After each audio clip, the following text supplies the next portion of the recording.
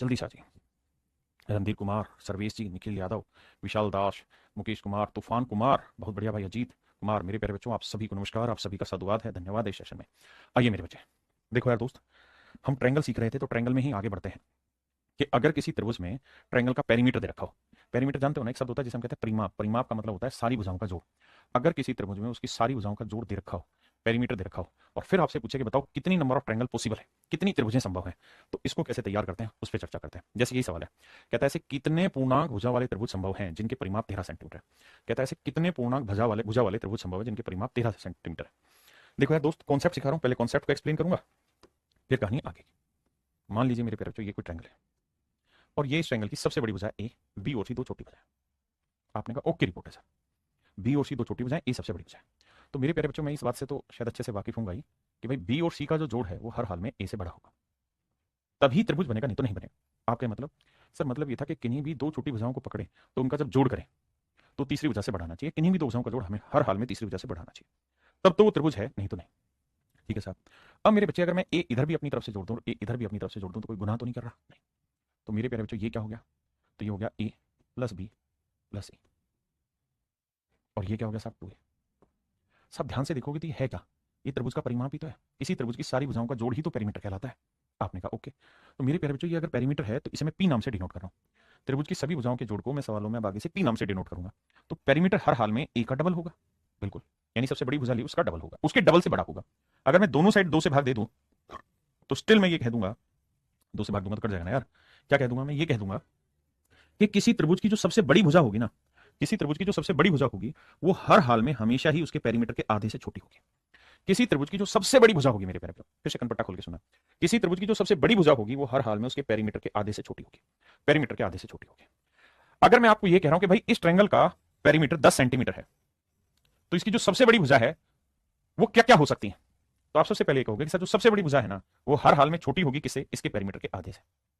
यानी ए की वैल्यू हर हाल में 5 से छोटी होगी। क्या होगी इस पर थोड़ी देर में चर्चा करें, अभी सिर्फ इतनी बात पे फोकस करें। अगर साइडों की लेंथ इंटीजर है तो ए की वैल्यू हर हाल में मेरे बच्चे 5 से छोटी होगी, बिल्कुल ठीक है। मैं अगली बात फिर दोहराता हूं।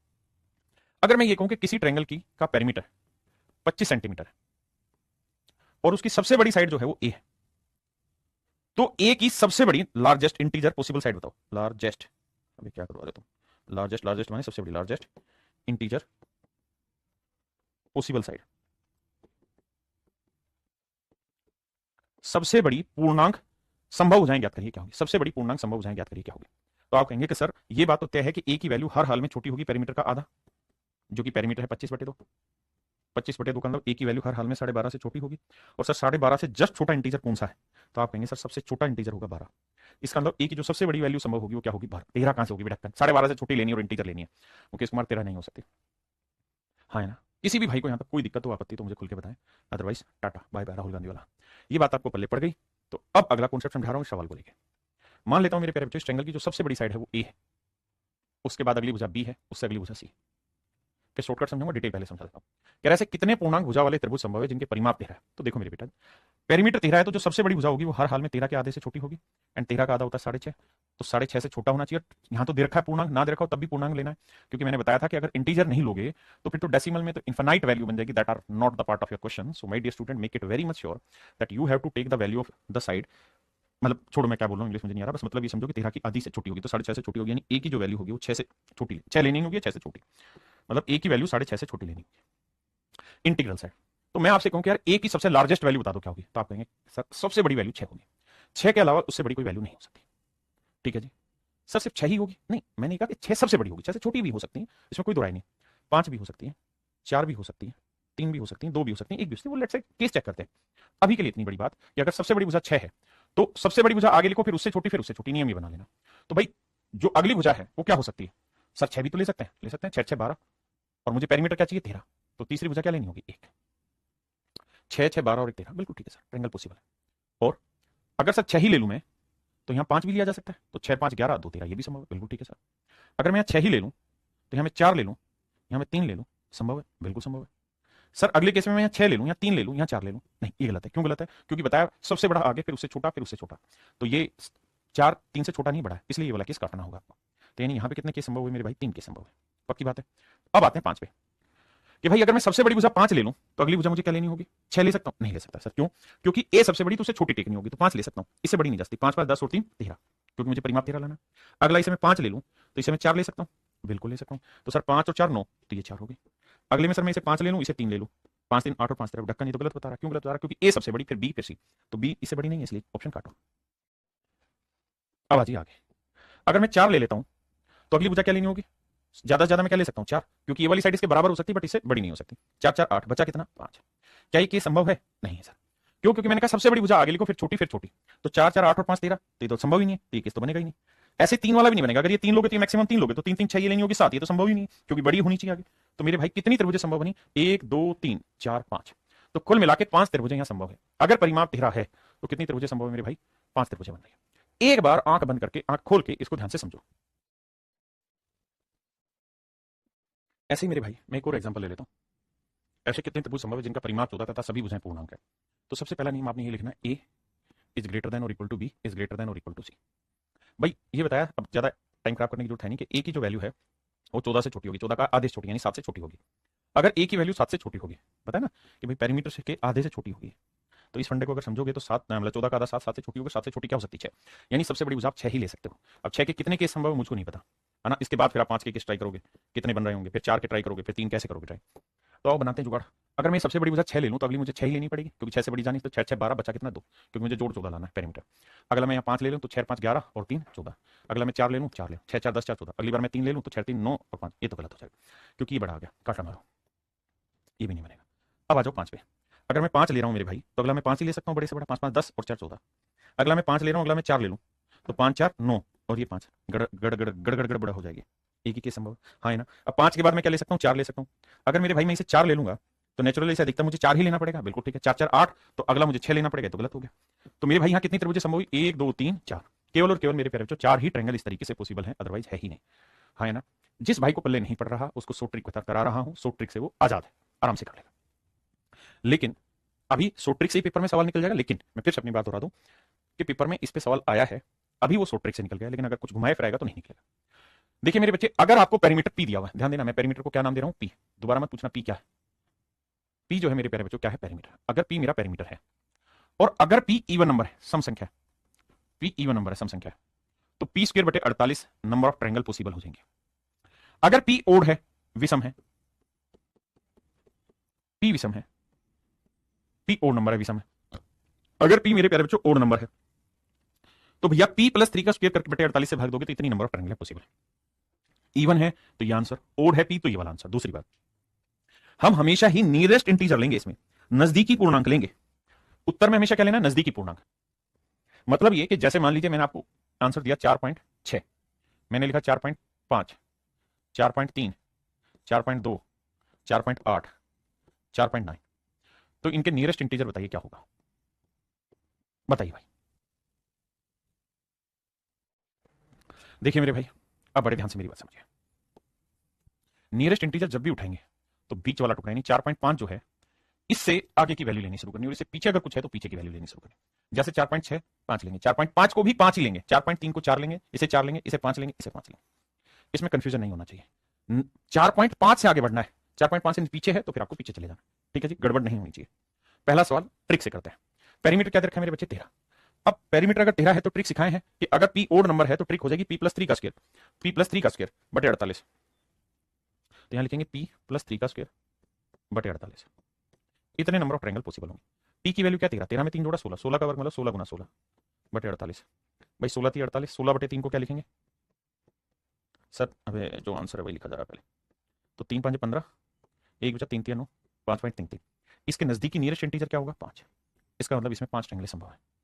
इसमें मेरे भाई कितनी त्रिभुजें संभव है? 5 त्रिभुजें संभव है ना। यहाँ क्या है मेरे प्यारे बच्चों? इवन नंबर है, तो इवन है अगर पेरीमीटर तो पी स्क्वायर बटे 48 डायरेक्ट आंसर है। तो पी है भैया 14, 14 का वर्ग यानी 14 इंटू 14 बटे 48, 2 7 14, 2 7 14, 2 दूनी 4, 4 से कटेंगे 12 चौक 48, तो यह 49 बटे 12। आप समझते हैं? 12 चौक 48, 4 सही 1 बटे 12। ये बहुत छोटी वैल्यू है तो आंसर आएगा 4, इसके नियरेस्ट इंटीजर 4 बैठेगा। Option A is right answer. हाँ जी बताओ बाबू।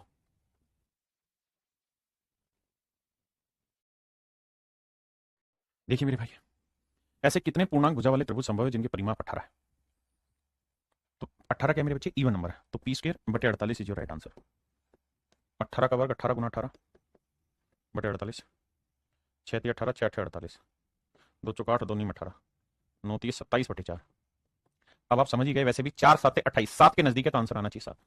भाई 4 6 24, 6.75 लिखेंगे तो नजदीक क्या आएगा 7। तो कितनी नंबर ऑफ ट्रायंगल पॉसिबल है 7। 21 देखिए मेरे बच्चे, 21 क्या है साहब, 21 है ओड नंबर, तो आंसर होगा p + 3 का होल स्क्वायर बटे 48। मेरे बच्चे 21 में 3 जोड़ा 24, 24 का वर्ग 24 गुना 24 बटे 48। भैया 24 दूनी 48, 2 12 24, तो एग्जैक्ट ही आ गया, तो exact is your right answer, यानी 12 त्रिभुज होंगे। ये आप खुद से करेंगे भाई, ये भी खुद से होमवर्क है, ये भी होमवर्क है बाबू, इसे मैं करा रहा हूं, बताइए।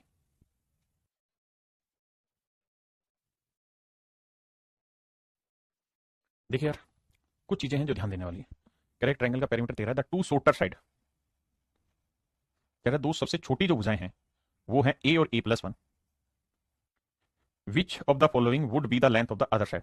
तो मेरे प्यारे बच्चों किसी ट्रायंगल की 3 साइडें होती हैं, 2 साइड उसने दे रखी थी, इसका लोंगर साइड की बात कर रहा है। किसकी बात कर रहा है? लोंगर साइड की। फिर से समझाता हूं, सवाल में कह रहा है किसी त्रिभुज का परिमाप 13 सेंटीमीटर है, इसकी इसकी दो छोटी इसकी दो छोटी भुजाएं ए तथा a+1 है। कहते हैं इसकी जो सबसे शॉर्टेस्ट साइड है वो एक ए है और एक a+1 है। तो निम्न में से तीसरी भुजा की लंबाई क्या होगी? तीसरी भुजा मेरे प्यारे बच्चों कौन सी होगी? जो सबसे बड़ी होगी, लार्जेस्ट साइड होगी, क्योंकि 3 भुजाओं में सबसे छोटी ऊपर 2 दे रखी है, तो तीसरी जो भुजा होगी वो सबसे बड़ी होगी। पहले इतने कॉन्सेप्ट को समझो। अगर तीसरी भुजा टी है, टी माने तीसरी भुजा, हर हाल में पेरीमीटर से आधी होगी, कि आधे से छोटी होगी, यानी तीसरी साइड की लेंथ 6.5 से छोटी होगी। मतलब तीसरी साइड की जो लेंथ होगी, मैं कह सकता हूँ 6.5 से छोटी होगी, तो तीसरी साइड की जो लेंथ होगी वो 6 हो सकती है, 5 हो सकती है, 4 हो सकती है, 3 हो सकती है, 2 हो सकती है, 1 हो सकती है, क्या क्या हो सकती है बाकी देखते हैं। पहले इतनी बात पे जोड़ दें फिर आगे बताऊंगा। अब हमें देखना कि 6 अगर हम सबसे बड़ी साइड लेते हैं तो ट्रायंगल पॉसिबल है भी या नहीं, देखते हैं। अगर सर सबसे बड़ी साइड 6 ले लें तो उसके बराबर की भुजा 6 होगी, 6 6 12, और एक आ जाएगा 13, क्योंकि मुझे जोड़ 13 लाना है। बहुत बढ़िया। क्या और भी तरीका है इसको बनाने का? हाँ सर 6, अगला 5 ले, 6 5 11 और 2 13, बिल्कुल। क्या और भी तरीका? हाँ सर 6 4 10, 10 और 3 13। देखिए सर यहां एक संबंध दिया था कि एक भुजा ए है तो दूसरी उसे a+1, यानी जो दो छोटी भुजाएं हैं ना उनके बीच का डिफरेंस 1 होना चाहिए। तो बाबू ध्यान से अगर देखोगे तो यहाँ दोनों छोटियों के बीच का एक का डिफरेंस नहीं, इसलिए एक्सेप्ट नहीं होगा। 5 और 2 के बीच का डिफरेंस एक नहीं, एक्सेप्ट नहीं होगा। यहाँ हो जाएगा क्योंकि 3 और 4 के बीच का डिफरेंस एक, तो सबसे बड़ी भुजा 6 लगाने में मुझे कोई आपत्ति नहीं। यानी इस ट्रायंगल की जो सबसे बड़ी भुजा हो सकती है वो 6 हो सकती है। That is very much clear for me. आइए मेरे भाई, कहते हैं number of triangle with integral side that can be made which have a perimeter of 9 centimetre give that two sides are odd and one side is even integer. आइए मेरे भाई, इससे पहले कॉन्सेप्ट सीखना होगा, वो ये कि अगर किसी ट्रायंगल की 3 भुजाएं हैं ए बी और सी, और अगर मेरे प्यारे बच्चों इसकी 2 भुजाएं इवन हो, या तीनों ही भुजाएं इवन हो, तीनों ही भुजाओं का जोड़ इवन हो, अगर किसी ट्रायंगल की तीनों ही साइडें इवन है तो इनका जो पेरीमीटर होगा, परिमाप जो होगा, वो इवन होगा या ओड होगा? बस मुझे बताइए। तो आप कहेंगे इवन नंबर है ना, जैसे ये 2 ले लो, ये 4 ले लो, ये 6 ले लो, तीनों इवन है, 6 4 10 2 12, इसका मतलब मेरे प्यारे बच्चों ये 12 इवन आएगा। यानी अगर किसी त्रिभुज की सारी भुजाएं इवन है तो उनका जोड़ मेरे प्यारे बच्चों हर हाल में इवन होगा। बहुत सुंदर। अगर मेरे भाई किसी ट्रायंगल की 2 साइडें तो हैं ओड और एक साइड है इवन, अब मुझे बताएं जोड़ क्या होगा? 2 भुजाएं ओड है और एक भुजा इवन है, तो जोड़ क्या होगा? घबराने नहीं, अपनी मर्जी से कुछ भी ले लो, एक 5 ले लिया, एक 3 ले लिया, यहाँ इवन नंबर लेना 2, तो 5 और 3 8, 8 और 2 10, तो जोड़ जो आया वो इवन आया, सम आया। बहुत सुंदर। इसका मतलब ये हुआ कि 2 ओड भुजाएं हैं, एक इवन है, तो जोड़ आएगा इवन। पक्की बात है? बहुत बढ़िया। अगली बात, अगर मेरे प्यारे बच्चों तीनों भुजाएं ओड हो, तीनों भुजाएं ओड हो, फिर मैं आपसे पूछूं कि यार बताइए तीनों भुजाएं विषम हो तो इनका जोड़ क्या होगा? तो आप कहेंगे सर तीनों भुजाएं ओड होंगी, तो मान लो ये 3 है, ये 5 है, ये 7 है, तो 7 5 12 12 3 15 हमेशा ही ओड आएगा। सर हमेशा ही ओड आएगा, विषम आएगा। बहुत जरूरी बातें हैं जो मैं सिखाने जा रहा हूं। तीसरा है कि अगर मेरे प्यारे बच्चों 2 इवन हो और एक ओड हो तो जोड़ क्या आएगा? तो आप कहेंगे देख 2 ले लेते हैं, 4 ले लेते हैं, 3 ले लेते हैं, 2 4 6, 6 और 3 9, ओड आया। तो इसका मतलब ये हुआ कि सर 3 भुजाओं का जोड़ अगर ओड लाना हो, 3 भुजाओं का जोड़ मेरे प्यारे बच्चों अगर विषम लाना हो, 3 भुजाओं का जोड़ अगर विषम लाना हो तो 2 ही तरीके हैं, या तो तीनों की तीनों भुजाएं ओड ओड ओड ले सकते हैं, या फिर 2 भुजाएं इवन और एक भुजा ओड हो, उस सिचुएशन में जोड़ ओड आएगा, है ना? अगर मेरे प्यारे बच्चों किसी त्रिभुज का परिमाप इवन है, अगर किसी त्रिभुज का परिमाप सम संख्या में है, तो मेरे प्यारे बच्चों ये तय है कि या तो तीनों की तीनों भुजाएं इवन होंगी, या 2 ओड होंगी और एक इवन होगी, तब ही मेरे प्यारे बच्चों ऐसा होगा कि पेरीमीटर इवन है। अब मेरे बच्चे इस बेसिक नंबर सिस्टम के कॉन्सेप्ट का यूज करके आपसे ज्योमेट्री में सवाल पूछे जा रहे हैं। पहला सवाल आपकी नजर पे किया है, यही वाला सवाल में कह रहा है क्या सवाल में कह रहा है कि 9 सेंटीमीटर है किसी ट्रायंगल का पेरीमीटर, तो 3 भुजाएं ए बी और सी, पेरीमीटर है 9, 9 देखते ही समझ में आ गया ओड होगा, बिल्कुल ठीक है, विषम है 9 तो ठीक है। अब कह रहा है इसमें दो साइडें तो रखी इवन ना, दो साइडें रखी ओड, दो साइडें रखी ओड, और एक साइड जो रखी मेरे बच्चे वो रखी इवन, एक साइड रखी इवन। तो मेरे प्यारे बच्चों सवाल में पूछ रहा बताइए कितने ऐसे केसेस संभव हैं जहां ये मिलाप बन पाए। तो आप कहेंगे सर एक भी केस संभव नहीं है, क्यों? क्योंकि ओड में ओड जोड़ोगे इवन आएगा, और इवन में इवन जोड़ोगे इवन आएगा, रिजल्ट आएगा इवन। यानी अगर आप दो ओड साइड ले लोगे और एक इवन साइड, तो हर हाल में पेरीमीटर इवन आना चाहिए, जबकि आ रखा है ओड, तो इसका मतलब यहां कोई भी त्रिभुज ऐसी संभव नहीं है जहां दो साइडें ओड हो और एक साइड इवन हो। आंसर होगा 0, no such triangles are possible. आ गया ये, देखिए सबसे बड़ी भुजा को मैंने ए मान लिया, उससे छोटी को बी मान लिया, और सबसे जो छोटी को है उसको मैंने सी मान लिया। कह रहा जो सबसे बड़ी भुजा है वो हर हाल में पेरीमीटर के आधे से छोटी होगी, पेरीमीटर है 9, 9 का आधा कितना हो 4.5, 4.5 से छोटी होगी, मतलब 4 4 होगी। तो सबसे बड़ी भुजा की लेंथ 4 हो सकती है, 3 हो सकती है, 2 हो सकती है, और आगे भी पहली चीज, यानी सबसे बड़ी भुजा 4 होगी तो तय। परिमाप है 9, क्या क्या केस बन सकते हैं आओ डिस्कस करें। भाई 4 है तो ये 4 हो सकती है, 4 4 8 और 1 9 बन सकता है। ये 4 है, ये 3 हो जाए, 4 3 7 2 9 बन जाए। ये 4 है, ये 2 बन जाए, 4 2 6 फिर ये बन जाएगा 3, ये तो गलत हो जाएगा क्योंकि ये तो बड़ी बन गई। इसलिए मेरे बेटे केवल 2 ही केस पॉसिबल हो पाए। अब आते हैं 3 पे। अगर 3 पे है तो सबसे बड़ी भुजा 3 ही ले सकते हो, 3 3 6, तो तीसरी भी 3 बची। अगर मैं चाहूं कि इसे 2 ले लूं तो ये तो बड़ी बनानी पड़ेगी, संभव ही नहीं है। कुल मिला के 3 ही त्रिभुजें संभव हुई मेरे प्यारे बच्चों। इसमें कितनी त्रिभुजें संभव है? 1 2 और 3, कुल मिला के 3 ही ट्रायंगल पॉसिबल है। अब मुझसे सवाल में पूछ रहा है कि यार ये बताओ कि ऐसी कितनी त्रिभुजें संभव है जहां दो साइड तो हो इवन, दो साइड हो even, two sides are even, दो साइडें इवन हो और एक साइड जो हो वो ओड हो। दो साइडें इवन, तो भैया दो साइडें इवन कहां कहां है?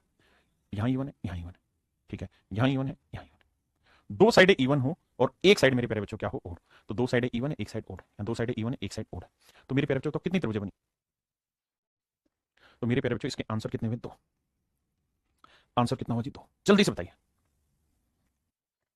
अब आते हैं अगले तरीके पे, इसी सवाल को कैसे टैकल किया जाए।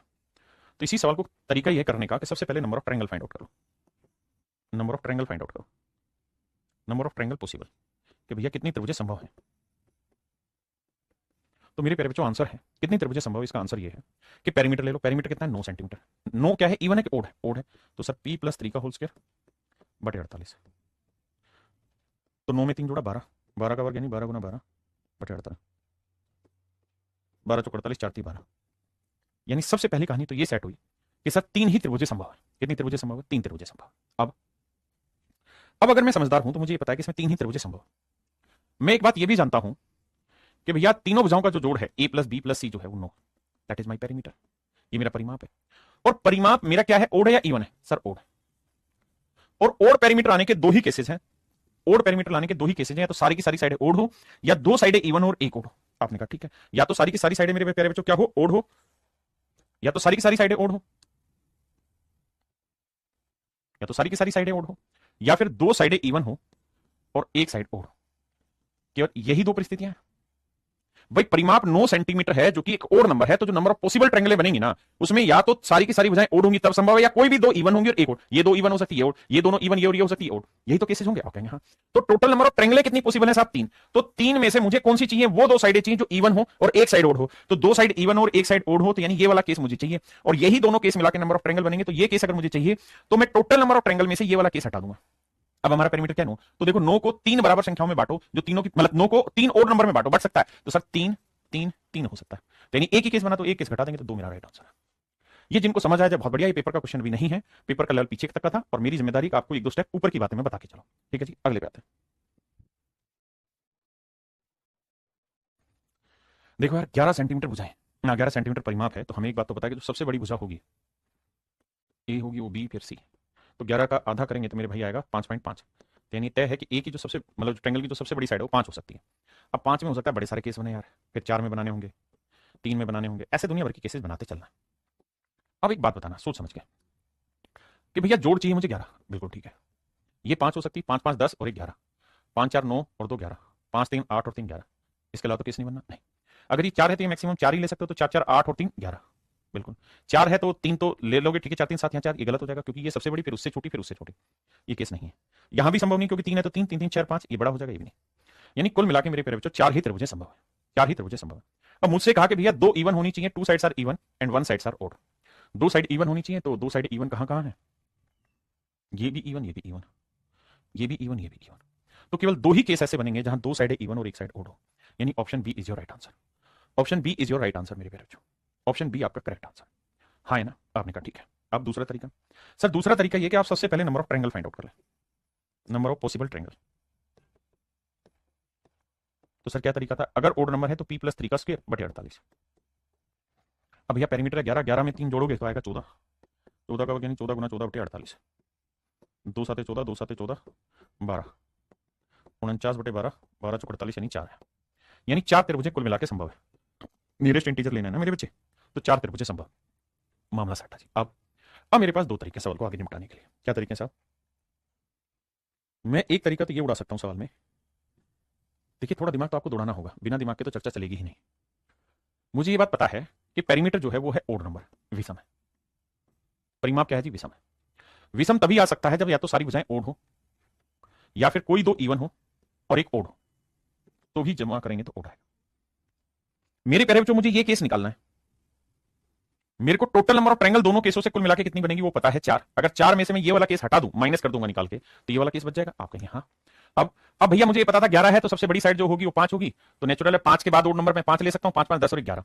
अगर मैं 5 ले रहा हूं आगे और इसे मैं 4 ले लूं तो ये तो गलत है, क्योंकि मुझे तो ओड चाहिए सारे, गलत है ये तो नहीं जाएगा। 3 ले लूं, 5 3 8 और 3 11, ये भी ठीक है। 5 3 8 और 3 11, ये केस भी संभव है। मेरी बात ध्यान से सुनना, गलत नहीं जाना भाई, मुझे 3 ओड चाहिए थे, सबसे बड़ी वजह 5 थी, तो 5 5 10 और 11, 5 3 8 और 3 11, बिल्कुल ठीक है। अब मैं आता हूं 4 पे, 4 पे तो ले ही नहीं सकता क्योंकि मुझे तो सारी ओड चाहिए, बिल्कुल ठीक है। अब मैं आता हूं 3 पे, अगर बाबू मैं 3 ले लूंगा तो मैक्सिमम ये भी 3 जा सकती है, ये भी 3, तो 3 3 6 3 9, मेरा तो जोड़ी 11 आना था, तो ये तो मैं गलत उठा रहा हूं। तो इसका मतलब दो ही त्रिभुज मेरे पास ऐसी हैं मेरे बेटे जिनमें तीनों भुजाएं ओड है। आपने कहा हाँ, तो वो दो त्रिभुज अगर मैं इसमें से घटा दूंगा तो मेरा आंसर आ जाएगा मेरे प्यारे बच्चों 2। My answer would be 2। ये हाईली इंटेलेक्चुअल बच्चों के लिए कहानी है। अगर आपको मजा नहीं आ रहा तो आप इन सवालों को छोड़ सकते हैं। जो चीजें पेपर में आ रही हैं वो बता दूंगा, पेपर में डायरेक्टली फार्मूला आ रहा है, उसी से रिलेटेड करके आ रही है। देखिए यार, सेम ही फंडा अपनाना, कोई नई तरीका नहीं है। क्या? पहले नंबर ऑफ पॉसिबल ट्रायंगल लिख लेते हैं, ये पेपर में नहीं आए अभी, तो घबराना नहीं है। कितने त्रिभुज संभव है? तो भैया पी क्या है? Odd number. मैं डायरेक्ट लिख रहा हूं, p+3, 13 में 3 जोड़ा 16 गुना 16 बटे 48, 16 3 48, 16 बटे 3 यानी 5 सही 1 बटे 3, तो नियरेस्ट इंटीजर जो बैठेगा 5, मतलब 5 बैठेगा यार। डायरेक्ट लिखा करो, छोटे बच्चे नहीं हो अभी आप। अब अब सर आपने ये देखना है कि भैया मुझे ओड चाहिए, पेरीमीटर क्या चाहिए? विषम चाहिए। तो विषम के दो ही केस हैं, या तो तीनों भुजाएं ओड हो या फिर दो इवन हो एक ओड हो, दो ही केसेज में ओड आएगा। अब भैया 13 का आधा करेंगे 6.5, 6.5 से छोटा 6, या तो सबसे बड़ी भुजा 6 ले ले। अगर मैं 6 ले लूंगा तो तीनों भुजाएं ओड कैसे हुई है? तो इवन हो गया, तो 6 तो लेना ही नहीं मुझे, मुझे 5 लेना चाहिए। आपने कहा ठीक है जी। अगर ये 5 ले रहा हूं तो 5 5 10 और मुझे क्या चाहिए? 13, तो ये आएगा 3, सेट है।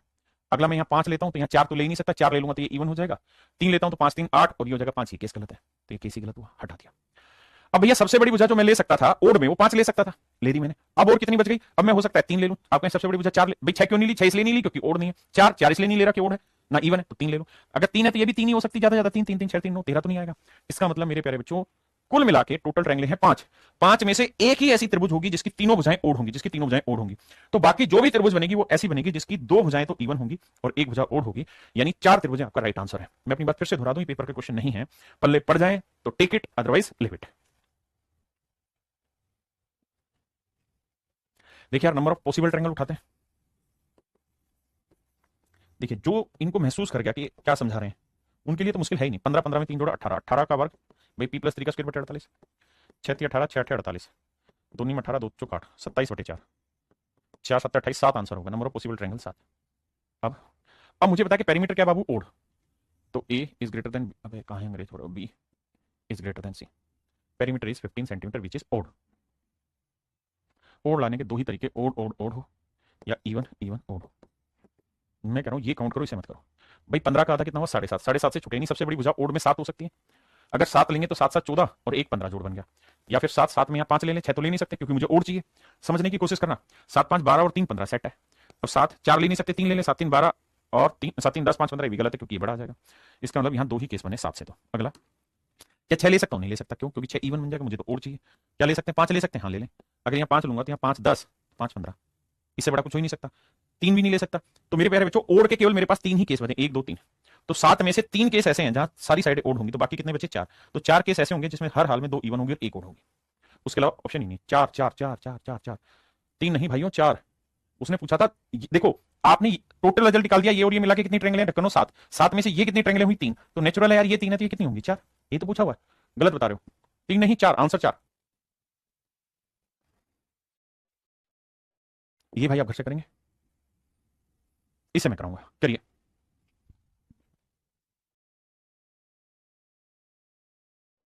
देखिए भाई, कह रहे दो साइड इवन है और एक साइड ओड है, तो हर हाल में इसका जोड़ ओड आएगा, इवन तो आएगा ही नहीं।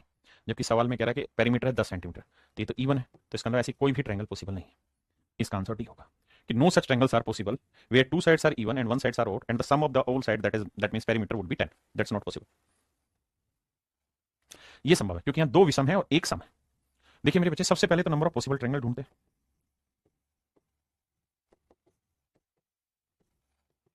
तो आप जानते हैं फार्मूला था पी स्क्वायर अगर इवन है बटे 48। आपने कहा ठीक है पी की वैल्यू 10, 10 का वर्ग 100, अबे मान जा भाई, बटे 48, 4 12 48, 4 25, 25 बटे 12 लिखेंगे, 12 दूनी 24, 2 से 1 बटे 12, यानी नंबर ऑफ ट्रायंगल पॉसिबल हुई 2। तो दो ही त्रिभुजें संभव है, पहली बात तो ये, सीधी बात, नो बकवास। अब आगे आते हैं। अब मेरे प्यारे बच्चों, त्रिभुज की सभी भुजाओं का जो जोड़ है वो दे रखा है 10, जो कि इवन नंबर है। आपने कहा ओके रिपोर्ट है। अब इवन कब आ सकता है, जब या तो तीनों इवन हो या फिर दो ओड हो, थोड़ा नीचे लिखता हूं, दो ओड और एक इवन। आपने लिखा सेट है, दो ही केसेस में इवन बनेगा, अदरवाइज हर हाल में मेरे प्यारे बच्चों ओड बनता है। दो ही केसेस में इवन बनता है और ये दोनों ही केसेस मिला के टोटल नंबर ऑफ ट्रायंगल बनाते हैं and total number of triangles are 2, that's is very good. Now अब मेरे प्यारे बच्चों, दो तीनों इवन हो या दो ओड एक इवन। अब सबसे बड़ी भुजा निकालने के लिए 10 का आधा 5, 5 से छोटी होनी चाहिए, यानी सबसे बड़ी भुजा पेरीमीटर से क्या आधे से छोटी, यानी 5 से छोटी, 5 से छोटी मतलब 4, 4 हो सकती है, बिल्कुल ठीक है। अगर ये 4 है तो ये 4 4 8, ये होगी तो 10, और भैया ये 4 है, ये 3, ये 3, ये तो सर ओड आ गया, मुझे तो चाहिए ये केस, ये तीनों इवन चाहिए, ठीक है। अगर सबसे बड़ी साइड 4 ले रहे हैं, अगर 2 ले लें तो 3 क्यों नहीं ले रहे, क्योंकि मुझे सारी इवन चाहिए। तो भैया अगर 2 ले लें तो सर 2 से बनेगा ही नहीं, क्योंकि 2 ही हो सकता है, मैक्सिमम 2, 6 ही बनेगा। तो कुल मिला के एक ही त्रिभुज है जिसमें सारी भुजाएं इवन हो, तो टोटल 2 केसेस में से एक केस हटा दोगे, so your answer would be 1, कि केवल और केवल एक ही ट्रायंगल ऐसी होगी जिसमें दो साइडें ओड एक इवन। भाई इन दोनों केसों का जोड़ नंबर ऑफ पॉसिबल ट्रायंगल है, उसमें से तीनों इवन हटा दो, आ जाएगा, क्लियर।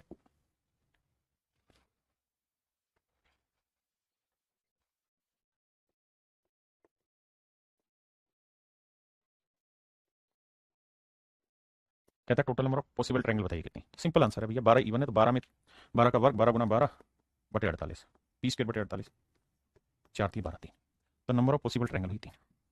अब मेरे भाई मुझे ये पता है कि A is greater than B is greater than C, और पेरीमीटर जो है वो 12 है, दैट इज इवन। तो इवन आने के दो ही केसेस होते हैं मेरे लाला, या तो तीनों इवन हो या दो और एक इवन हो। हमें वो केस पकड़ना है जिसमें तीनों इवन हो। तो 12 है तो भैया ए की वैल्यू क्या होगी, पेरीमीटर के आधे से छोटी, 12 का आधा 6, 6 से छोटी यानी 5 है, 5 इवन नंबर नहीं है। फिर सर उसके बाद इवन नंबर आता है 4, अगर 4 लें तो 4 4 8 और 4 12, बिल्कुल सेट है। 4 के बाद इवन नंबर आएगा 2, उससे संभव ही नहीं होगी ट्रायंगल बनना है। तो कितनी त्रिभुज बनी, एक ही त्रिभुज बनी, एक ही केस संभव हुआ। तो टोटल केस थे कितने, 3, 3 में से एक घटा देंगे तो दो, बाकी दो ट्रायंगलें जो पॉसिबल होंगी वो ऐसी होंगी जिसमें दो साइडें ओड और एक साइड इवन हो जाएंगे। आए ना मेरे भाई, ये मेरे प्यारे बच्चों आपका होमवर्क है, खुद से करना है, ये भी होमवर्क है, खुद से करना है, ठीक है। इसे मैं करा देता हूँ। सबसे पहला काम, नंबर ऑफ पॉसिबल ट्रायंगल पकड़ लेते हैं। अगर नंबर ऑफ पॉसिबल ट्रायंगल उठा ले मेरे बच्चे, तो भैया 18 18, 18 का वर्ग 18 गुना 18 बटे 48, भैया 6 18, 6 48, 2 चौका 2 नीम 18, 27 बटे 4, तो नियरेस्ट इंटीजर आएगा 7, तो 7 त्रिभुजें संभव है। अब यार फालतू कोई दिमाग नहीं दौड़ाओ, आप ये समझो कि तीन भुजाओं का जोड़ इवन नंबर चाहिए, तो हमें वो केस देखना है जिसमें सारी साइडें इवन हो। तो 18 के आधे 9, 9 से छोटी चाहिए, तो 9 से छोटा इवन नंबर 8 हो सकता है, फिर 6 हो सकता है, फिर 4 हो सकता है, फिर 2 ऐसे। अब आइए, अगर 8 है तो मुझे जोड़ लेके आना है 18, ध्यान देना, तो ये 8 हो सकता है, 8 और 8 16 और 2 18, तीनों इवन है। फिर और सर एक केस ये बन सकता है कि 8, अब 8 से छोटा इवन नंबर क्या हुआ 6, 8 से 14 और 4 18, ये भी ठीक है। फिर 6 से छोटा इवन नंबर 4, 8 4 12, ये गलत हो जाएगा क्योंकि बड़ी साइड आ गई। अब आइए अगले पे, 8 से छोटा इवन नंबर 6, अगर ये 6 है तो ये भी 6 हो सकता है, ये भी 6, 6 12 18 सेट बैठ रहा है। अगर ये 6 है, इसे 4 ले लूं तो 6 4 10 8, गलत हो जाएगा, काटा। इससे नीचे जाओगे तो 4 पे बनेगा ही नहीं, 4 4 4 पे। तो कुल मिला के मेरे बच्चे तीन ही केस ऐसे हैं जिसमें तीनों साइडें इवन है, 3 केस बने, तो 7 में से 3 केस घटा दोगे तो मेरे प्यारे बच्चों आपका आंसर आ जाएगा 4। आंसर क्या आ जाएगा मेरे भाई, 4। देखिए यार, अगर मेरे बच्चे सवाल में आपको पेरीमीटर दे रखा हो, देखिए यार जो भी मैं अब ये चीजें करा रहा हूं ये वो है जो पेपर में आई नहीं है, लेकिन पेपर में पहले बिल्कुल कुछ भी नहीं आता था, लेकिन अब बहुत कुछ आने लग गया। तो जब बहुत कुछ आने लग गया तो हमारी जिम्मेदारी कि हम सीख के चलें चीजों को, दो कदम आगे बढ़ के चलें। और मैं ये सारी तैयारी करा रहा हूँ। फॉर्मेशन ऑफ ट्रायंगल में जो शुरुआत के हिस्से थे ना, जो बिल्कुल बेसिक बेसिक सवाल थे, वो तो थे मेरे बच्चे एसएससी के लिए, बिल्कुल नॉर्मल नॉर्मल एग्जाम के लिए। लेकिन अगर आप सीजीएल मींस की तैयारी कर रहे हैं, क्योंकि ये प्री मींस दोनों चीजों के लिए, या सीडीएस की तैयारी कर रहे हैं, तो अब जो ये चीजें चल रही हैं उसी का हिस्सा है। तो मेरे प्यारे बच्चों, अगर पेरीमीटर ट्रायंगल का दे रखा हो और अगर आपसे पूछे number of scale and triangle बताइए, स्केल एंड ट्रायंगल का मतलब होता है विषम बाहु त्रिभुज। कौन सी त्रिभुज मेरे बच्चे? विषम बाहु त्रिभुज के बारे में अगर आपसे बात करें, तो अगर पेरीमीटर इवन नंबर है तो number of scale and triangle होगी पी माइनस सिक्स का होल स्क्वायर बटे 48, और अगर पी ओड नंबर है तो स्केल एंड ट्रायंगल होगी पी माइनस थ्री का होल स्क्वायर बटे 48। दूसरी चीज, यहां भी हम जो आंसर लेंगे वो नियरेस्ट इंटीजर मिलेंगे। अगर मेरे भाई पी जो है पेरीमीटर है और हमसे स्केल एंड ट्रायंगल पूछे, टोटल नंबर ऑफ ट्रायंगल पीछे तो जो पीछे कराया वो था, लेकिन अगर स्केल एंड ट्रायंगल पूछे, विषमबाहु त्रिभुज पूछे, तो उसमें इवन है तो पी माइनस सिक्स का होल स्क्वायर बटे 48, और अगर ओड है तो पी में से 3 घटा के वर्ग करके 48। इनको मैं बहुत डिटेल में नहीं ले जा रहा हूं, सीधे सीधे शॉर्टकट पे लेके जा रहा हूं। सवाल में कह रहा है परिमाप दे रखा है 16, बहुत बढ़िया। अगर पेरीमीटर 16 है, सारी भुजाएं पूर्णांक है, तो कह रहा है विषमबाहु त्रिभुजों की संख्या ज्ञात करो, क्या होगी? तो देखो मेरे बच्चे, पहली चीज ये कि 16 क्या है? इवन नंबर है। अगर इवन है तो क्या घटेगा? 6, तो पी माइनस 6 का होल स्क्वायर बटे 48। तो भैया 16 में से 6 गया 10, 10 का वर्ग मतलब मेरे प्यारे 10 गुना 10 बटे 48, 2 24 48, 2 5 10, 2 5 10, 2 12 24, 25 बटे 12। तो आंसर आया 12 दूनी 24, 2 सही 1 बटे 12। इसका मतलब आंसर होगा 2। दो ट्रेंगलें ऐसी होंगी मेरे प्यारे बच्चों जो स्केलन होंगी, दो त्रिभुज ऐसी होंगी जो क्या होंगी? आपस में स्केलन होंगी। अगर मेरे प्यारे बच्चों मेरी बात समझ गए यहां तक की, अगला सवाल बताइए।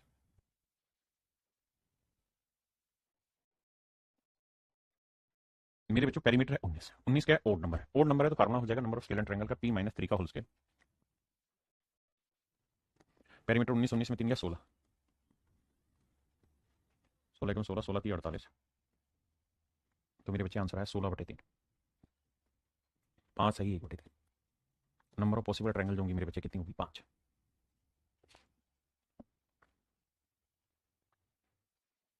देखिए ये फार्मूला सेट करना है और आपने आंसर निकालना। कहता है 9 सेंटीमीटर से छोटे परिमाप वाले सभी विषमबाहु त्रिभुजों की संख्या क्या होगी जिनकी भुजाएं पूर्णांक है? आपने कहा जी ओके। तो 9 सेंटीमीटर से छोटा, मैं कह रहा हूं कि अगर मैं 9 सेंटीमीटर भी ले लूं तो 9 क्या है? ओड नंबर है। आपने कहा अगर मैं 9 सेंटीमीटर ले लूंगा मेरे बच्चों, 9 सेंटीमीटर से छोटा परिमाप लेना है, तो मैं 8 ले लेता हूं आपको समझाने के लिए। आपने कहा ठीक है। तो मेरे बेटे एक बात बताओ, अगर पेरीमीटर इवन है तो नंबर ऑफ पॉसिबल ट्रायंगल का सूत्र होगा पी माइनस सिक्स, अगर इवन है, का वर्ग बटे 48। आपने कहा ठीक है। तो मेरे भाई 8 में से 6 गया 2, 2 का वर्ग हुआ 4 बटे 48, और 4 बटे 48 निकालोगे मतलब ये आएगा कितना? 1 बटे 12, और 1 बटे 12 का मतलब होता है 0.06, लगभग लगभग, हाँ है ना? नहीं 0.08 के आसपास। तो आप खुद ही सोचो कि ये किसके नजदीक है? इंटीजर नजदीक किसके? तो आप कहेंगे 0 के नजदीक है। अगर 0 के नजदीक है तो इसका मतलब अगर 9 से छोटा पेरीमीटर लोगे और अगर आप स्केल ट्रायंगल पूछोगे तो एक भी नहीं बन के देगी, एक भी मेरे बच्चे नहीं बन के देगी। अगर 9 से छोटा पेरीमीटर लेके जाओगे तो 9 से छोटा 8 ले लोगे, 8 लेते हो तो इंटीजर की वैल्यू आएगी 0, क्योंकि 0.08 किसके नजदीक है? 0 के नजदीक है। तो इसमें कोई भी ट्रायंगल पॉसिबल नहीं होगी।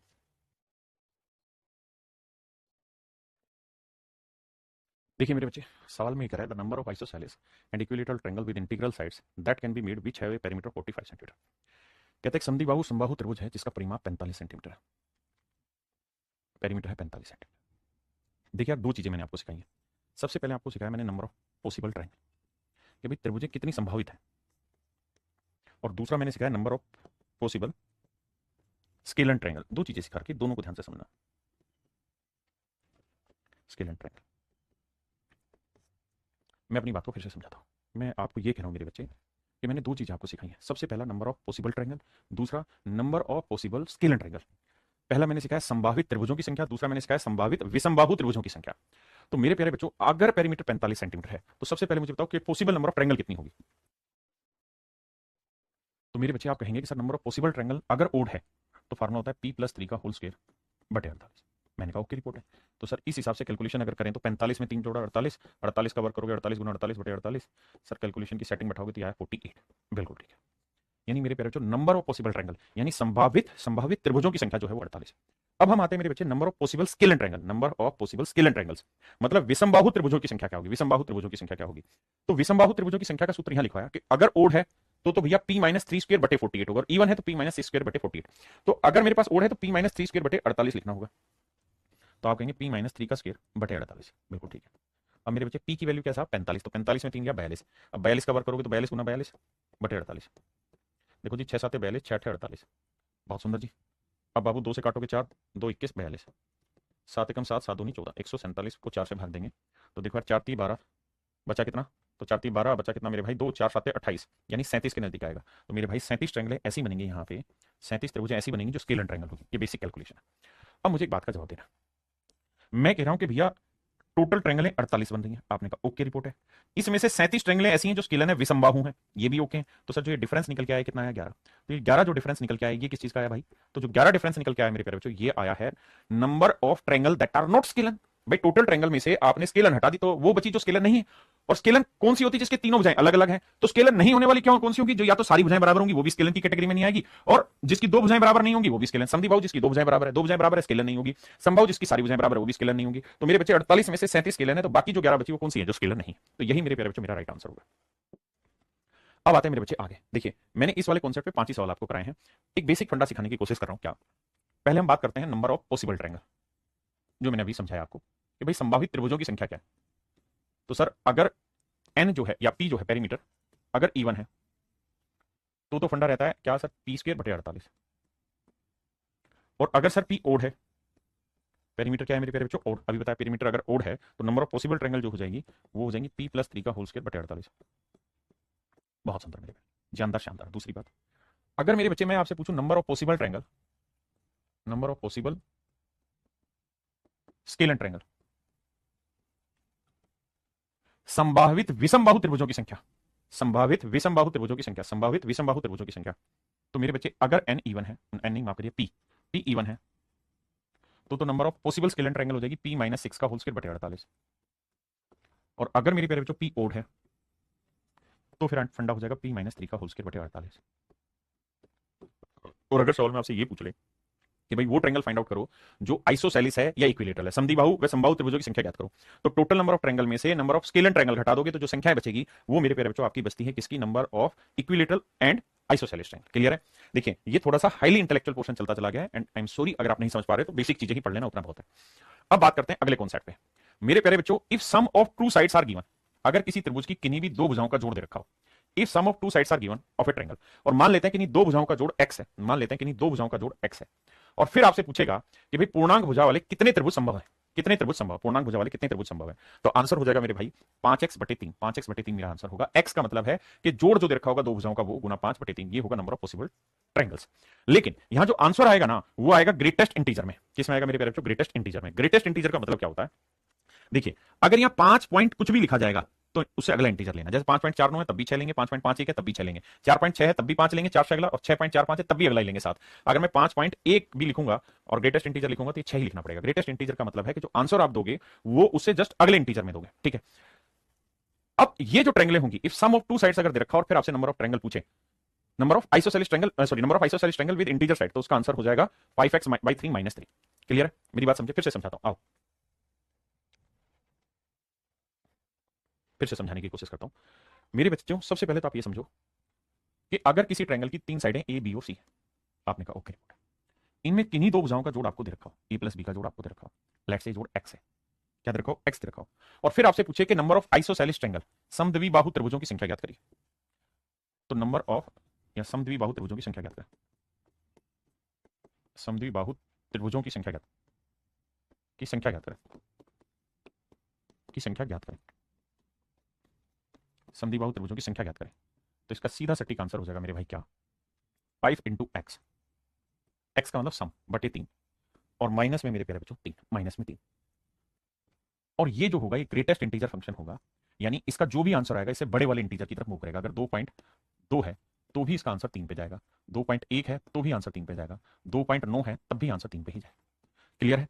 तो समद्विबाहु त्रिभुजों की जो संख्या ज्ञात करनी होगी तो 5 गुना x/3 - 3 होगी। क्लियर है? दूसरी चीज, समद्विबाहु त्रिभुज भी अपने आप में जैसे एक इक्विलेटरल ट्रायंगल है, इक्विलेटरल ट्रायंगल है मेरे बच्चों, तो इक्विलेटरल ट्रायंगल की सारी साइडें आपस में क्या होती हैं? बराबर होती हैं, लेकिन इसकी दो साइडें तो इसकी बराबर होती है ना, तो इक्विलेटरल ट्रायंगल को भी तो हम समद्विबाहु त्रिभुज कह सकते हैं।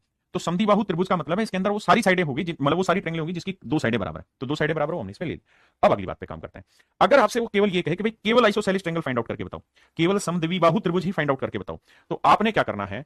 एक सब्ट्रैक्ट कर देना है टोटल नंबर ऑफ ट्रायंगल में से, यानी जो यहां पॉसिबल ट्रायंगल बन रही है उसमें से एक माइनस कर दोगे तो वो आ जाएगा केवल और केवल क्या? केवल आइसोसेलिस ट्रायंगल आ जाएगा। क्लियर? अब सवाल के थ्रू बात समझते हैं, पढ़िएगा। देखिए मेरे, कहता है पूर्णांक भुजाओं वाले से कितनी समद्विबाहु त्रिभुज संभव है जिनमें दो भुजाओं का योग 8 है? दो भुजाओं का जोड़ मेरे प्यारे बच्चों 8 है। Number of possible isosceles triangle, isosceles triangle number of possible isosceles triangle, संभावित समद्विबाहु त्रिभुजों की संख्या, तो उसका आंसर होगा सर 5 इंटू एक्स बटे 3 माइनस 3। और ये वाली जो वैल्यू है ना, ये ग्रेटेस्ट इंटीजर फंक्शन में रहेगी। तो भाई देखो, पहले इसी को सोल्व करते हैं। 5x की वैल्यू है 8 बटे 3, 8 पन्ने 40, 40 बटे 3, 40 बटे 3 को सेट करोगे तो ये आएगा 13 3 39, 13 पॉइंट समथिंग समथिंग। तो आंसर क्या लेना होगा मेरे बच्चे? 14। तो ये वैल्यू आएगी 14, 14 में से 3 घटाएंगे तो 11। तो आंसर हो जाएगा मेरे भाई 11, यानी समद्विबाहु त्रिभुजों की संख्या होगी 11। अगर वो कहता कि केवल ओनली आइसोसेलेस, ओनली आइसोसेलेस, केवल समद्विबाहु त्रिभुज, केवल समद्विबाहु त्रिभुज, केवल समद्विबाहु त्रिभुज अगर वो पूछे, तो मेरे प्यारे बच्चों आप ये देखना कि जब भी ऐसा अगर वो दे ऑप्शन, तो आपको एक इसमें से घटा देना है। तो 11 में से एक घटा दोगे तो आंसर आ जाएगा 10। तो उस केस में आपका आंसर आ जाएगा 10। ठीक है जी।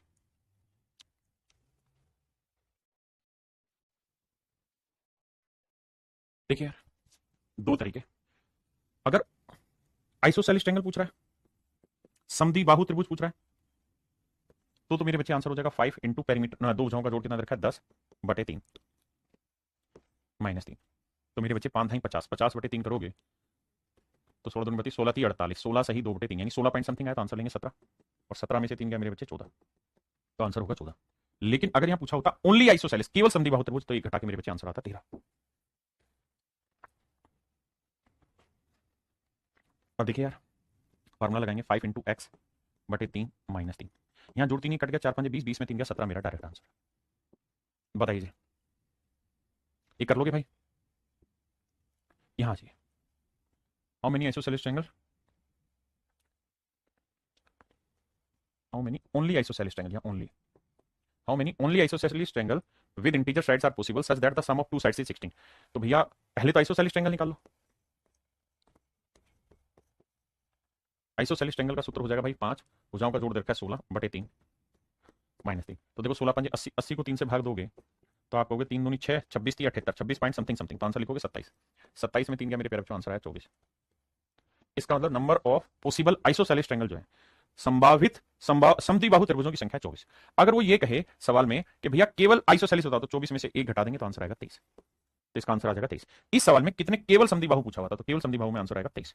इंग्लिश में आइसोसेलेस था, लेकिन उसे ओनली आइसोसेलेस कर लेना। अगर ओनली आइसोसेलेस होगा तो मेरे बच्चे आंसर आ जाएगा 23, और अगर आइसोसेलेस होगा तो आंसर आ जाएगा 24। जैसे सवाल गलत था ना, इंग्लिश में आइसोसेलेस पूछा था, ओनली आइसोसेलेस।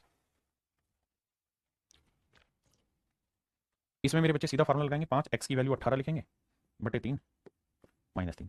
तो देखो ये तो कट गया सिंपल, 3 18, 6 5 30, 30 में से मेरे प्यारे बच्चों 3 घटाएंगे तो आंसर आएगा 27। तो number of possible isosceles triangle जो होंगी वो कितनी हो जाएंगी? 27 ट्रायंगल हो जाएंगी, अगर दो भुजाओं का जोड़ आपको मेरे बच्चे दे रखा हो तो। है ना, क्लियर है? अब मेरे बच्चे हम आते हैं आगे। यहां पे आपका फॉर्मेशन ऑफ ट्रायंगल पूरी तरह कंप्लीट हुआ।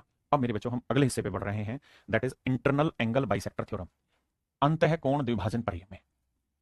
हिंदी में कहेंगे अंतः कोण द्विभाजक प्रमेय, अंतः कोण द्विभाजक प्रमेय, प्रमेय, अंतः कोण द्विभाजक प्रमेय। देखिए मेरे बच्चे, internal angle bisector theorem proof कैसे करते हैं? प्रूफ करने के लिए आपको साइन फार्मूला इस्तेमाल करना पड़ेगा। कैसे? जैसे अगर मेरे प्यारे बच्चों ये वाला एंगल मैं अल्फा ले लूं, तो नेचुरली ये वाला एंगल 180 माइनस अल्फा होगा। आप कहेंगे बिल्कुल ठीक है सर। अब एक बात बताना थोड़ी देर के लिए, क्या कि अगर मैं कहूं तुम सा हंसी देखा नहीं, कि भैया इस वाले ट्रायंगल में मैं आपसे पूछूं साइन थीटा बटे साइन अल्फा क्या होगा? साइन थीटा बटे साइन अल्फा क्या होगा? तो आप एक बात कहेंगे कि सर साइन रूल ये था कि थीटा के सामने वाली साइड है बी डी और अल्फा के सामने वाली साइड है ए बी। बिल्कुल ठीक है। अब मैं इस ट्रायंगल में, अगर मेरे प्यारे बच्चों इस ट्रायंगल में मैं साइन फार्मूला लगाऊं, तो यहां पे भी मैं आपसे पूछना चाहता हूं कि भाई साइन थीटा बटे साइन 180 माइनस अल्फा क्या होगा? तो आपका जवाब होना चाहिए क्या कि सर ये हो जाएगा थीटा के सामने वाली साइड डीसी और 180 माइनस अल्फा के सामने वाली साइड एसी। बिल्कुल ठीक है। हम चाहें तो इसको और डिफाइन करके या रिफाइन करके लिख सकते हैं, साइन थीटा यहीं, साइन 180 माइनस अल्फा क्या होता है? साइन अल्फा ही होता है। आपने कहा ओके रिपोर्ट है। अगर ओके रिपोर्ट है मेरे बच्चे, तो एक बात समझाना, ये दोनों कहानियां इक्वली तो हुई। भाई यहाँ पे भी साइन थीटा बटे साइन अल्फा था, माफ करिए, यहाँ पे भी साइन थीटा बटे साइन अल्फा था।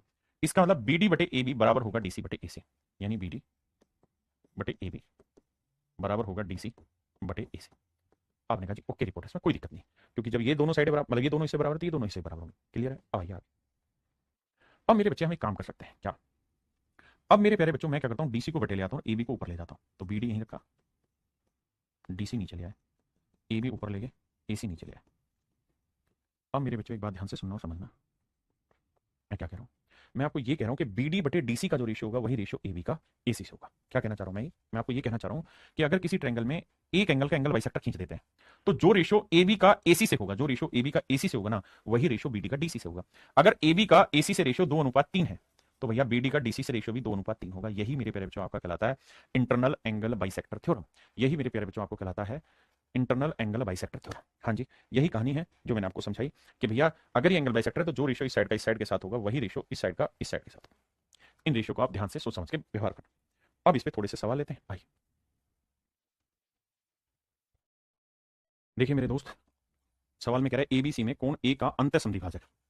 ये मान लीजिए मेरे बच्चे कोई ट्रायंगल है ए बी सी। इसमें कह रहा है कि एंगल ए का एंगल बाइसेक्टर खींचा गया। एंगल ए का क्या खींचा गया? एंगल बाइसेक्टर खींचा गया, यानी इस कोण को कोण समद्विभाजक खींचा गया जो भुजा बीसी को डी पर प्रतिच्छेदित करता है। ए बी 12 सेंटीमीटर है, ए सी 15 सेंटीमीटर है और B C 18 centimetre. B C 18 centimetre है। हाँ जी, बी डी की लंबाई याद करनी है। तो मेरे दोस्त आपने एक बात अभी सीखी और वो बात ये कि सर जो रेशियो ए बी का ए सी से होगा, ए बी का ए सी से होगा वही रेशियो बी डी का डी सी से होगा। आपने कहा जी ओके रिपोर्ट है। तो सर ए बी की लेंथ 12 है और ए सी की लेंथ 15 है, तो ये रेशियो निकाले तो 3 × 12 3 × 5 15, यानी सर बी डी इस टू डी सी का जो रेशियो है वो मेरे प्यारे बच्चों 4:5 है। यानी बी डी की लेंथ 4 है तो डी सी की लेंथ होगी मेरे बच्चे 5 है। यानी बी डी इस टू डी सी की लेंथ का जो रेशियो है वो 4:5। तो 18 को 4:5 में बांटेंगे तो 4 और 5 9, तो 9 यूनिट रिप्रेजेंट कर रहा है 18 सेंटीमीटर को। तो 1 यूनिट की वैल्यू आएगी मेरे बच्चे 18/9 यानी 2 सेंटीमीटर। 1 यूनिट की वैल्यू 2 सेंटीमीटर, तो 4 यूनिट की वैल्यू 4 दूनी 8 सेंटीमीटर। बहुत बढ़िया जी, शानदार और शानदार। और 5 दूनी 10 सेंटीमीटर। तो मेरे भाई मुझसे पूछा बीडी की लेंथ बताओ, तो बीडी की लेंथ होगी 8 centimetre, that is in option B. देखो यार, यहां कह रहा है कि पी क्यू आर में पी का अंतर द्विभाजक है। ये कोई ट्रायंगल है पी क्यू आर। इसमें एंगल पी का एंगल बाइसेक्टर खींचा हमने और जो कहां पे मिला क्यू आर को एस पे जाके मिलता है। पी क्यू की लेंथ 16 सेंटीमीटर है, पी आर की लेंथ 22.4 सेंटीमीटर है, क्यू आर की लेंथ 9.6 है, 9.6 सेंटीमीटर। अब मेरे नन्हे मुन्ने प्यारे बच्चों मेरी बात को ध्यान से समझना। कहता है एस आर की लंबाई याद कीजिए। मेरे प्यारे बच्चों सबसे पहला काम क्या है कि इनका रेशियो ले लो। अगर आपको रेशियो निकालना नहीं आता तो ऐसे शॉर्ट नहीं डिटेल में लिखो 16 और 22.4 का, 22.4 का। अब मेरे प्यारे बच्चों अगर ये डेसिमल हटाना नहीं आता तो 10 से इधर भी गुना करो, 10 से इधर भी, तो डेसिमल हट जाएगा। आपने कहा जी ओके रिपोर्ट है। अब मेरे बच्चे 4 से काटो, 4 चौक 16 कटा जी, 4 6 24, 4 5 20, 4 6 24 बिल्कुल कटा। अब 4 से कट रहा है या 8 से कट रहा है, 8 5 40, 8 7 56। रेशियो निकल के आ गया सर 5:7। माफ करिएगा मेरे भाई, 5:7। तो 9.6 को 5:7 में बांटेंगे तो भाई टोटल लेंथ 5 और 7 कितनी बनी मेरे प्यारे बच्चों? 12 यूनिट। तो 12 यूनिट रिप्रेजेंट कर रहा है 9.6 को, तो 1 यूनिट की वैल्यू होगी 12 7 84, 12 8 96, 0.8। तो भैया 7 यूनिट की वैल्यू 7 गुना 0.8, 7 8 56, 5.6, 5.6 सेंटीमीटर, 5.6 सेंटीमीटर। तो मेरे प्यारे बच्चों option D is your right answer. मेरे भाइयों मेरा ऑप्शन डी जो है वो एब्सोल्युटली करेक्ट आंसर है। देखिए मेरे भाई, सवाल में कह रहा है त्रिभुज एबीसी में कोण ए का, त्रिभुज एबीसी में कोण ए का अंत द्विभाजक है। ये कोई ट्रायंगल है एबीसी, एबीसी। इसमें एंगल ए का एंगल बाइसेक्टर मैंने खींचा, एंगल ए का एंगल बाइसेक्टर खींचा और ये भुजा बीसी को डी पे जाके मिलता है। बीडी की लेंथ है मेरे प्यारे बच्चों 3.6 सेंटीमीटर। बहुत सुंदर जी, ये जो लेंथ है 3.6 सेंटीमीटर और कह रहा है बीसी की लेंथ है 8। बीसी की लेंथ है, बीडी 3.6 और बीसी की लेंथ है 8। तो मेरे बच्चे ये 8 है, 3.6 थी, कितना 8 में से 4 घटाया तो 4 बचा, तो 4.4। तो ये लेंथ है 4.4। कह रहा है एबी और एसी का अनुपात याद करें। तो मेरे प्यारे बच्चों जो अनुपात इन दोनों साइडों का होगा, अगर ये एंगल बाइसेक्टर है तो वही रेशियो इन साइडों का भी होगा। तो डेसिमल से डेसिमल गया, 4 9 36, 4 11 44, 9:11। तो एबी की लेंथ 9 होगी तो एसी की लेंथ होगी 11, 9:11। तो एबी इस टू एसी का जो रेशियो होगा मेरे प्यारे बच्चों 9:11 होगा। Option D. आइए मेरे दोस्त देखिए, सवाल में कह रहा है कि किसी ट्रायंगल की साइडें 6 7 और 8 सेंटीमीटर है और इसमें जो सबसे बड़ा कोण है उसका हमने एंगल बाइसेक्टर खींचा। ध्यान से मेरी बात सुनना। कहता है angle bisector of the largest side of the largest angle. तो सबसे बड़े कोण का कोण समद्विभाजक खींचा। तो मेरे बच्चे एक बात ध्यान दें, कौन सा कोण सबसे बड़ा होगा? जिसके सामने की भुजा सबसे बड़ी होगी। तो सबसे बड़ी भुजा है 6 7 8, तो ये 6 ले लेते हैं, 7 ले लेते हैं, 8 ले लेते हैं। तो 8 सेंटीमीटर वाली भुजा सबसे बड़ी, तो उसके सामने वाला कोण भी सबसे बड़ा होगा। कहता है the opposite sides into 2 segment. कहता है 2 सेगमेंट में बांट देता है। What is the length of the shorter segment? कहता है यहां से जो हमने एंगल बाइसेक्टर खींचा है तो उसने इसे 2 बराबर हिस्सों में बांट दिया। तो कहता है छोटे वाली लेंथ क्या होगी? तो मेरे प्यारे बच्चों अगर ये एंगल बाइसेक्टर है तो जो रेशियो इसका इससे होगा 7 6 है, तो ये वाला रेशियो भी 7 6 होगा। कह रहा है छोटे वाली लेंथ बताओ 6 यूनिट। तो भैया टोटल लेंथ 7 और 6 कितनी हो गई? 13। तो 13 यूनिट मेरे प्यारे बच्चों 8 सेंटीमीटर। 1 यूनिट की वैल्यू 8/13 सेंटीमीटर, तो 6 यूनिट की वैल्यू गुना 6, 8 48/13 सेंटीमीटर। ये मेरे प्यारे बच्चों मेरा सही उत्तर हो गया, 48/13 सेंटीमीटर, ये मेरा आंसर। अब आते हैं मेरे प्यारे बच्चों आगे, क्या कि अगर किसी ट्रायंगल के तीनों ही एंगल बाइसेक्टर खींच दिए जाए, अगर किसी त्रिभुज में तीनों के तीनों कोण समद्विभाजक खींच दिए जाए,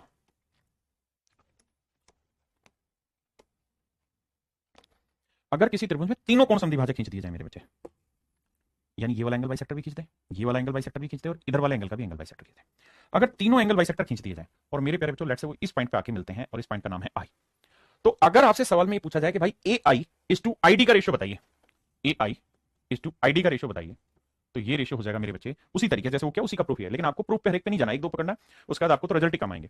तो मेरे भाई ए आई इज टू आई डी का रेशियो चाहिए, तो इसका सूत्र होगा ये पूरी साइड बटे ये पूरी साइड बटे में बीसी, तो A B plus A C बटे में बी डी, ए बी बटे ए सी बटे B C, B C B C B C माफ करिए बी सी, फिर से समझाता हूं, ए बी बटे ए सी ना सॉरी ए बी जमा ए सी बटे बी सी, यानी अगर ए आई इज टू आई डी पूछा है तो ए बी जमा ए सी बटे बी सी होगा। आपने कहा जी ओके रिपोर्ट। अब मेरे प्यारे बच्चों अगर मैं आपसे पूछूं C I is to I F, C I is to I F, तो एंगल सी के अगल बगल की साइड यानी ए सी और B C, A C plus B C, और बटे आएगी opposite side that is A B. ऐसे ही मेरे बच्चे अगर मैं B I is to I E पूछूं, B I is to I पूछूं, तो ए बी यानी अगल बगल की साइड ये साइड जमा ये साइड बटे सामने वाली साइड। तो ये तीन मास्टर फॉर्मूले हैं जिन पे बहुत कम सवाल बनते हैं, लेकिन याद रखने वाला फॉर्मूला बन सकता है सवाल। जैसे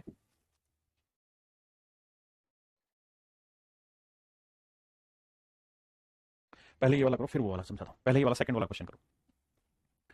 कह रहा दी गई आकृति में पी त्रिभुज एबीसी के सभी कोणों के समद्विभाजकों का मिलन बिंदु है, एपी की लेंथ है 6 सेंटीमीटर, ये है 6 सेंटीमीटर, बहुत बढ़िया। सीपी की लेंथ है 5, सीपी ये लेंथ है मेरे भाई 5, पीडी की लेंथ है 2, पीई की लेंथ है 1, पीएफ की लेंथ है 3, पीएफ कहां है, पीएफ की लेंथ है 3, तो बीपी की मान बताना है क्या होगा, ये वाली लेंथ मेरे प्यारे बच्चों मुझे बतानी है क्या होगी।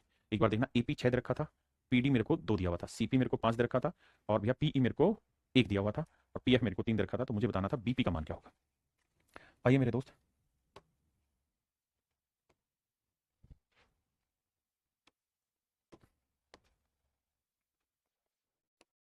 देखिए ध्यान से, मैंने आपको ये बात समझाई कि भाई एपी बटे पीडी, एपी बटे पीडी, थोड़ा ध्यान देना, मैं इस साइड की लेंथ को सी मान ले रहा हूं, इस साइड की लेंथ को मैं ए मान ले रहा हूं समझाने के लिए, और इस साइड की लेंथ को मेरे बच्चे में बी मान ले रहा हूं समझाने के लिए।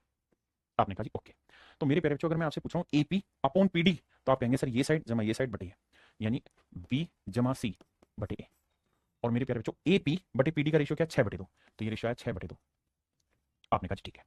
अब आते हैं मेरे प्यारे बच्चों यहां पे सीपी बटे पी, सीपी सीपी बटे पी एफ क्या होगा जी, सीपी बटे पी एफ का रेशियो क्या होगा, बी जमा ए या ए जमा बी, और बटे क्या आएगा मेरे प्यारे बच्चों सी।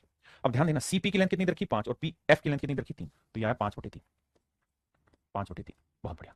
और मुझसे पूछा क्या हुआ है, मुझसे पूछा है एक्स बटे 1 यानी BP upon PE, BP upon PE, BP upon PE की लेंथ का रेशियो, तो ये एक होगा सी जमा ए बटे बी, सी जमा ए बटे बी, ये मुझसे पूछा हुआ। और बीपी की लेंथ मेरे प्यारे बच्चों दे रखी एक्स और पीई की लेंथ है 1, तो बराबर सी जमा ए बटे बी। पहले एक बार इतनी चीजों को रिलेट करें मेरे प्यारे बच्चों, एक फार्मूला एक और थ्योरम होती है जिसे हम कहते हैं मास पॉइंट ज्योमेट्री थ्योरम, वो भी एक्सप्लेन करूंगा, बट पहले इसे समझिए।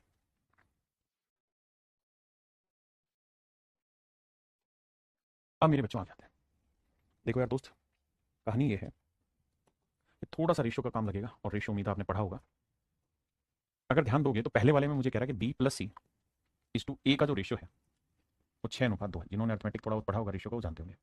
अगले वाले में कह रहा है कि भाई ए plus B is to C का जो रेशियो है 5:3।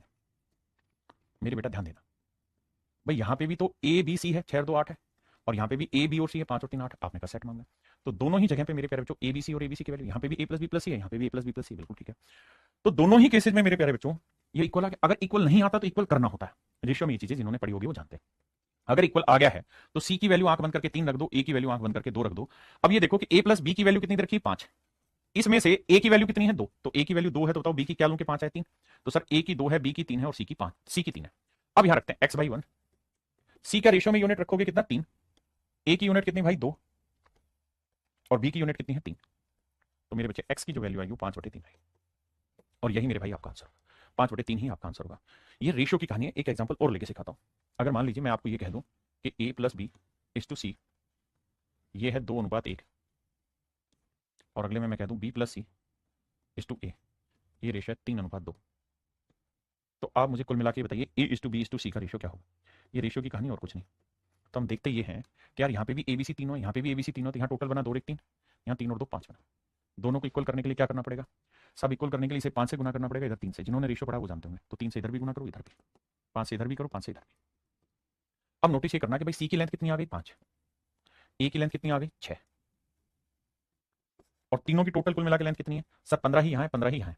तो आप बेशक घटा दें, 6 और 5 11, 11 में से 4 गया 15, मतलब 11 में 4 जोड़ा 15, तो बी की वैल्यू 4 हो गया। अब रख के देख लें भाई, बी की वैल्यू 4 है और सी की वैल्यू 5, तो 4 जमा 5 कितना हुआ 9 है, भी 9। अब यहाँ रख के देखें, ए की वैल्यू 6 है और बी की वैल्यू 4 है, तो 6 और 4 10, बना भी 10।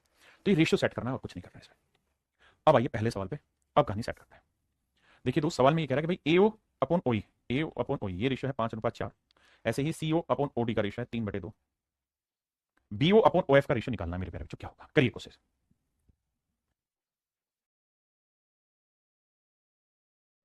देखिए मेरे भाई, इस कहानी को समझिए।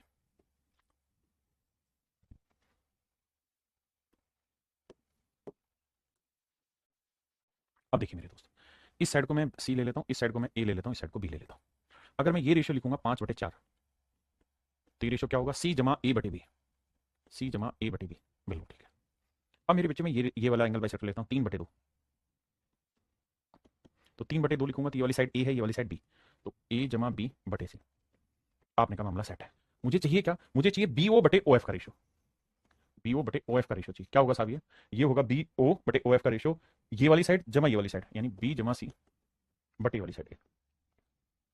अब कैसे करें, अब ध्यान देना, ये है मेरे बच्चे 3 और 2 5, ये है 5 और 4 9। मैंने आपको कहा था ये भी ए बी और सी तीनों की कुल मिला के वैल्यू यहाँ 5 और 4 9 बनी। यहां देखोगे तो ए बी सी की टोटल वैल्यू 3 और 2 5 बनी। दोनों को इक्वल करना होगा। इक्वल कैसे करें सर, इधर 5 से गुना करो, इधर 9 से करो। तो इधर सबको 9 से करो और इधर सबको मेरे भाई 5 से करो। तो भैया सी प्लस ए की वैल्यू आई 25 और बी की वैल्यू आई 20। यहाँ ए प्लस बी की वैल्यू आई 27 और सी की वैल्यू आई 9 दूनी 18। बिल्कुल ठीक। अब ये ध्यान देना कि सी की वैल्यू है 18, यहाँ रखते हैं 18, बी की वैल्यू है 20 अपन में ए की वैल्यू कैसे निकालें भाई। तो ये बताओ टोटल वैल्यू 9 5 कितनी बन गई 45, 45 में से सी की वैल्यू 18 है, बी की वैल्यू 20 है, तो ए की नहीं निकलेगी सर, निकल जाएगी। कैसे भाई, 20 और 18 38 और टोटल वैल्यू है 45, 45 में से 38 गया तो कितना बचा, 45 में 38 गया तो मेरे भाई बचा 7, तो ये वाली वैल्यू आई 7। तो B O upon O F की जो वैल्यू है वो आएगी 38/7, and that is my dear student is your right answer. 38/7 आपका सही आंसर होगा। 38/7 मेरे नन्हे मुन्ने प्यारे बच्चों आपका राइट आंसर होगा। Option C is your right answer. बताओ भैया।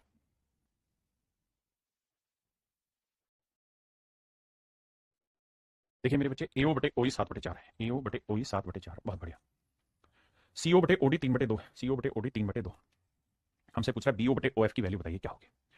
देखते हैं मेरे भाई कैसे सेटिंग बैठाएं सवाल की कि आपको पल्ले पड़ जाए।